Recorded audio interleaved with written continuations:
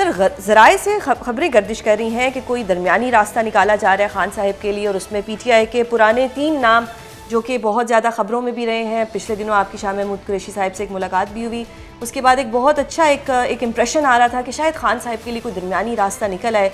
और आज जिस तरह शाह महमूद कुरैशी साहब को बरी भी किया गया है, क्या हम इसको कोई अच्छी खबर समझें? पीटीआई के लिए तो नहीं होगी अच्छी खबर, क्या ये खान साहिब के लिए कोई अच्छी खबर है कि कोई तरीका है या कोई ऐसा रास्ता है जिससे खान साहिब के लिए कोई आसानियां पैदा हों?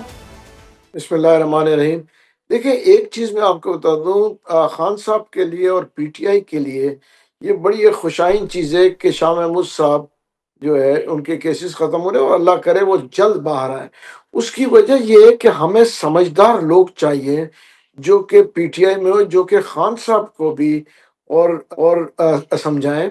और दूसरी चीज़ ये है कि उन लोगों को टेक ओवर करे जो कि खान साहब को मिसगाइड कर रहे हैं और ढाई 3 साल में इस नहज पे पहुंचा दिया है पार्टी को और खान साहब को खुद को भी। देखे ना, चीजें बिगड़ती जा रही हैं। इन्होंने अगर 3 साल में कुछ बेहतर किया होता तो ये हाल नहीं होते। आज पिछले 2 दिन से मैं देख रहा हूँ कि ये जो सोहेल अफरीदी साहब है, ये बड़ी खुशाइन बात हो रही है कि इन्होंने थोड़ी सी पोजीशन लेने की कोशिश की है और कि मैं कहूँगा अफ़गानीज़ को भेजने की बात की। वो देखें, वो चाह रहे हैं कि जो ब्रिज बन जाए फेडरल में और प्रोविंसेस में।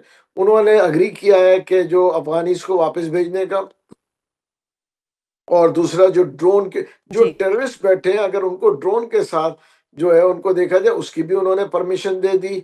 बहुत सी छोटी-छोटी चीज़ों की वो परमिशंस दे रहे हैं क्योंकि वो चाहते हैं एक working relationship between the centre and the province.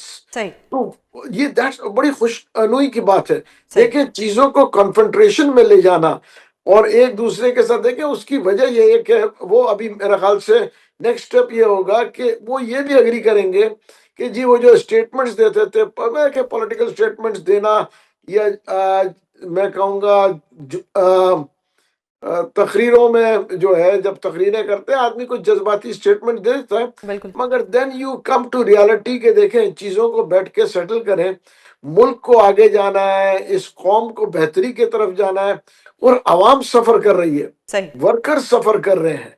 इन चीज़ों को बेहतरी की तरफ ले जाना हमारा भी यही इंटरेस्ट है कि देखिए इस कौम के और इस मुल्क के लिए हमारा इंटरेस्ट है। सही। हम मेरा कम से कम कोई ज़ाती इसमें इंटरेस्ट नहीं है। सही सर, आपने कहा कोई ज़ाती इंटरेस्ट नहीं, और ये भी कहा कि मतलब ये शाह महमूद कुरैशी साहब की जो एक रिहाई है ये अच्छी बात होगी, लेकिन डोंट यू थिंक कि एक इंप्रेशन ऐसा आता है, क्योंकि पार्टी आपस में बहुत लड़ती है, पार्टी में आए रोज़ कोई ना कोई प्रॉब्लम हो रहे होते हैं, पार्टी में एक दूसरे के ऊपर इल्ज़ाम तराशी हो रही होती है, कोई किसी का एजेंट है, कोई किसी का एजेंट है, ऐसे इस किस्म के अल्फाज इस्तेमाल होते हैं।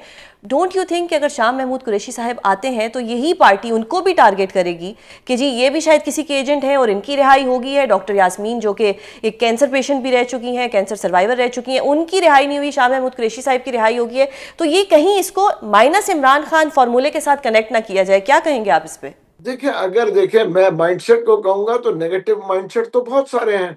देखिए ना, वो तो हर चीज़ को नेगेटिवली देखेंगे ना। आप ये देखें ना, अगर बाज़ लोग उनकी हमशीरा को भी नेगेटिव कह रहे हैं, बिल्कुल। बाज़ लोग उनकी जब बेगम साहब बाहर आई थी, तो उसको भी नेगेटिव कह रहे हैं। देखिए, हमें पॉज़िटिव सोचना पड़ेगा। हम उन लोगों के साथ अवाम को नहीं जाना पड़ेगा, जो कि सिर्फ़ इंतशार चाहते हैं। सही। आप ये देखें ना, अगर ये कहेंगे नेगेटिव, हर एक को आप कहेंगे गद्दार है। आप मुझे बताएं, जो एनडीयू में गए थे, ठीक है ना, वहां पे एनडीयू के अंदर गए थे, अगर आप उनको भी गद्दार बोलना शुरू करेंगे, वो एक इदारे में जो एक नॉलेज नॉलेज की चीज है ना वहां पे, बिल्कुल। वो तो पूरे इदारे की बात करें। यू कैन नॉट टेक कॉन्फ्रंट्रेशन पूरे इदारे से, तो आप नहीं कर, आपका किसी इंडिविजुअल से कोई डिफरेंस ऑफ ओपिनियन है, दैट्स डिफरेंट। बट अगर आप जो इदारों को टारगेट करेंगे, तो बिल्कुल। आप क्या एक्सपेक्ट करते हैं सही। कि गवर्नमेंट अपनी रेट नहीं मनवाएगी? सही। सर अभी आप जो कर रहे हैं, आप हो गए, इमरान इस्माइल साहब हो गए, फवाद चौधरी साहब हो गए, ये आप लोग एक अच्छा काम कर रहे हैं। अगर इसको हम लोग जो बाहर बैठे हुए हैं हम देखें तो हमें तो लगता है कि एक पॉजिटिव इकदाम है। क्या इमरान खान साहब इस चीज़ को एक्सेप्ट करेंगे? क्या उन्होंने ये मैंडेट आपको दिया है? क्योंकि आपकी उनसे कोई मुलाकात नहीं हुई, और खान साहब का यही है कि जब भी कोई कुछ होने वाला होता है तो खान साहब की एक स्टेटमेंट आ जाती है ट्वीट के जरिए, या वो किसी को ऐसा पैगाम दे देते हैं कि वो जितना सारा एक फ्लो बना हुआ होता है वो बिल्कुल ख़त्म हो जाता है। How do you see this, कि क्या खान साहब ने ये मैंडेट आपको दिया है और कल को वो इस चीज़ को एक्सेप्ट करेंगे? देखिए, हमें खान साहब ने कोई मैंडेट नहीं दिया है। I will not lie on TV. कोई मैंडेट हमारे पास नहीं है, मगर for the betterment of the country and the people we are doing this. सही। देखिए, और वक्त जो बताएगा कि कौन सही था और कौन गलत था। ये जो आप कह रहे हैं ना गद्दार वाली बात, ये आज नहीं हो रही है, ये उस वक्त भी हो रही थी जब हम हुकूमत में थे। मैं नाम लेना नहीं चाहता हूँ। मैं प्रेसिडेंट हाउस में बैठा था, ठीक है ना, और वहां पे जो है डिस्कशन हो रही थी। उस वक्त हमारी गवर्नमेंट ऑलरेडी जो है प्रेसिडेंट साहब अलवी साहब थे। वहां पे लोग बैठ के एक दूसरे को गद्दार कह रहे थे। तो बिल्कुल फिर अगर देखें ना माइंडसेट ये होगा तो उसका तो मेरे पास कोई इलाज नहीं है ना। सही। सही सर, एक और चीज़ बताइएगा कि इस वक्त जो सूरत हाल है, खान साहब की बहनों को उनसे मिलने नहीं दिया जा रहा, सख्तियां जो हैं बढ़ती जा रही हैं, खान साहब के केसेस भी नहीं लग रहे। आपको लगता है कि ऐसे माहौल में कोई सियासी दर्जा हरारत कम होगा, या जो आपकी कोशिशें हैं वो रंग लाएंगी?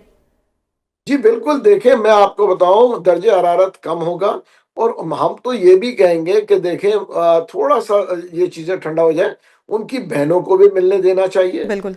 और इसमें कोई देखे कोई जो चीज सही है उसको मैं सही कहूंगा। देखिए इस वक्त दर्जे हरारत बहुत आगे जा चुका है। उसकी वजह यह है कि कोई भी, मैं आपसे कहूं कि इस्टेब्लिशमेंट हो या इवन जो है हुकूमत हो, वो कैसे एक्सपेक्ट करेगी। लेकिन एक तरफ आप कह रहे हैं कि जी हमें सियासी लोगों से बात नहीं करनी। अगर सियासी लोगों से बात नहीं करनी और जो है स्टैब्लिशमेंट से बात करनी है, तो आप स्टैब्लिशमेंट को बुरा भला कहेंगे। तो आप तो आइसोलेशन की बात कर रहे एग्जैक्टली हैं। और आइसोलेशन में जो है कोई गैब से तो नहीं आएगा ना चीजों को सॉल्व करने के लिए। You have to sit on the table. बिल्कुल। So sir, don't you think कि आपकी, फवाद चौधरी साहिब की, इमरान इस्माइल साहिब की कोई मुलाकात हो जानी चाहिए खान साहिब से, ताकि कोई सेन माइंड्स उनको ये बात बता सकें कि जी ऑन ग्राउंड रियलिटी ये है, पार्टी तकसीम का शिकार हो चुकी है, पार्टी में आए रोज़ लड़ाइयाँ हो रही हैं, ज़्यादा प्रॉब्लम्स बनती जा रही हैं पार्टी के लिए। ये तो खान साहिब को कोई बताएगा तो उनको मालूम होगा ना कि बाहर हो क्या रहा है। देखिए हम कोशिश कर रहे हैं, मगर इस वक्त जो है कबल अज वक्त मैं बताऊं, देखिए वहां पे खान साहब को जाके लोग मिसगाइड करते हैं। बिल्कुल। जो मेरा एक नजरिया है, वो कहते हैं कि जी खान साहब फिक्र नहीं करे, 10 लाख के लोग खड़े हुए हैं, हम 20 लाख लोग लेके आएंगे, 15 लाख लेके बिल्कुल। आएंगे, हम इस्लामाबाद को जो है। मगर ये रियलिटीज के तो नथिंग बरक्स टू है। Do with reality. बिल्कुल। बिल्कुल सर, एक आखिरी सवाल जानना चाहूंगी कि आपने एक प्रेस कॉन्फ्रेंस की, उसमें आपने कहा कि फैज़ हमीद से फैज़ याब होने वालों का भी एहतसाब होना चाहिए। सर कुछ नाम बता दें कि वो कौन से लोग हैं पीटीआई के जो फैज़ हमीद से फैज़ याब हुए? देखिए मैं आपको बताऊं, पीटीआई के अलावा भी हैं। सही। आप सिर्फ पीटीआई ना समझें, पीटीआई के अलावा भी बहुत लोग हैं जो फैज साहब से फैजियाब हुए हैं। जो सही। मैंने कहा ना फैज से जो फैजियाब हुए हैं, उनका भी एहतसाब होगा। देखिए ये कहना कि सिर्फ पीटीआई से नहीं जी, और पार्टी से भी हैं जो फैजियाब हुए हैं।